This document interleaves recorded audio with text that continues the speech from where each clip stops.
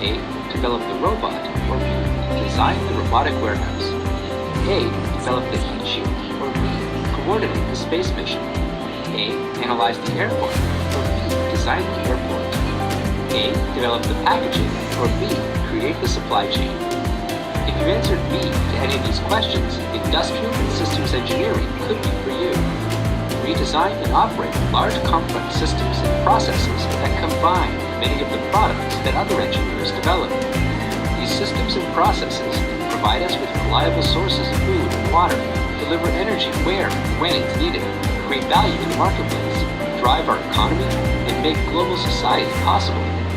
We don't worry about one robot, we develop systems that coordinate hundreds.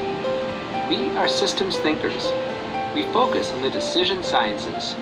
How do we get products to the customer faster and cheaper? How do we get passengers to their destination safely and on time? Industrial and systems engineers focus on the data sciences.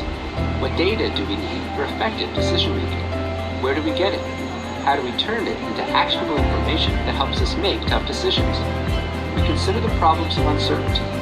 How can we make good decisions in the present when the future is unknown? What if we have wildfires, storms, or earthquakes?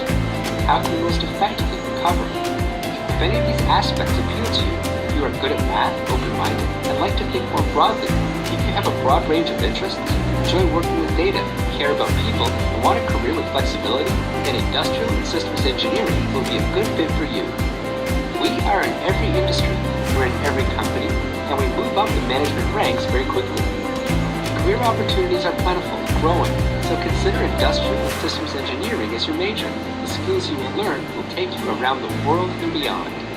For more information, visit us online.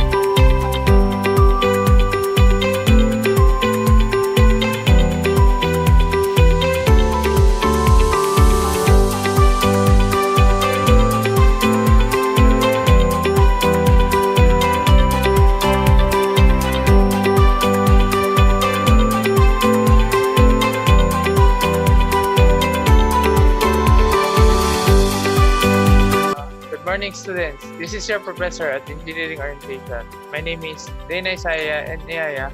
You can call me Professor Eyaya. This section is Engineering 107. I think we're all here. Maybe we can start the class now, right? Yes, po. Yes, sir. So first of all, I have some questions here that might help you to know your course more.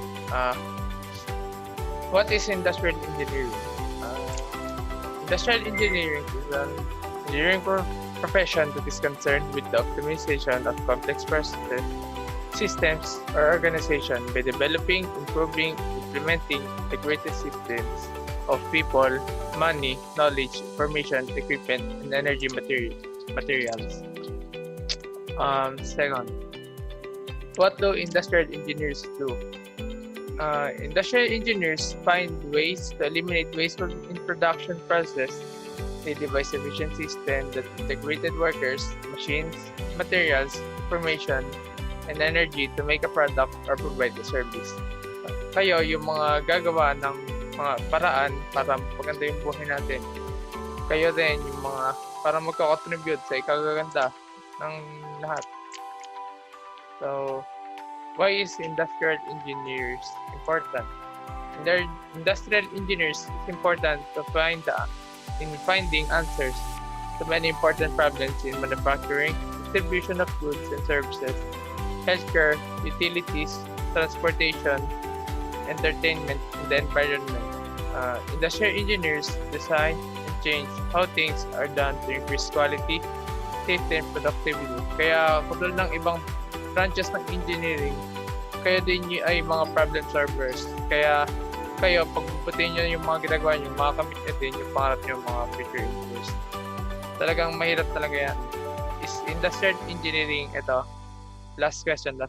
Is industrial engineering hard? Mahirap talaga ang industrial engineering na course. Actually, lahat ng course na yan, mahirap. Pero, through hard work and dedication naman, magagawa niyo yan kasi yan lang lagi niyo tatandaan na ang susi sa tagumpay ay ang dedikasyon mo sa ginagawa mo at ang pagiging masipag. Yun lang ang mga future engineers.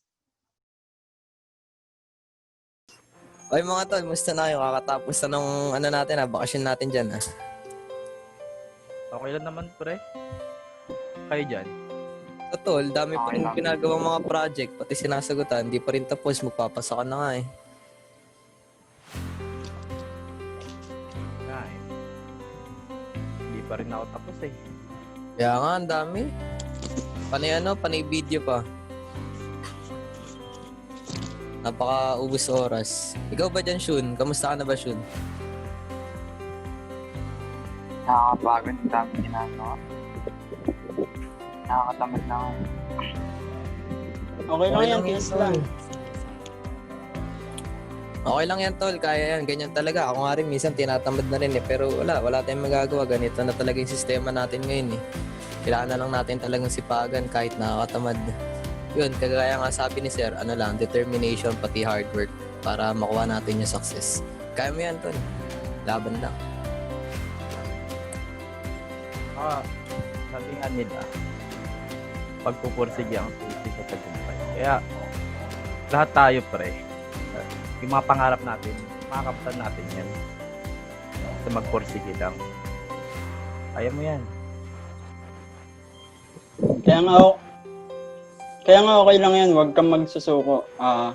Kaya natin yan, tiwala lang sa sarili. Salamat mga tal.